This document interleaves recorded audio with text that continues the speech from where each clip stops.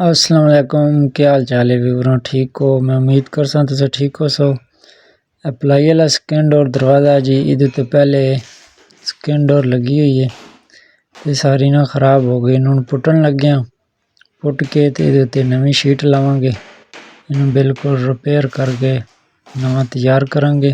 इहदे ते प्लाई पुटदे हां, देखदे हां थल्ले दा की सीन है ते तुसीं साडी वीडियो वेखो। इंशाअल्लाह वीडियो तुहानूं इंटरस्टेड वीडियो रिपेयर हो रहा जी दी प्लाई हुण पुटदा पिया, पुट के ते फिर उत्ते PVC दी प्लास्टिक दी शीट लानी ते तुसीं वीडियो चेक करो इंशाअल्लाह।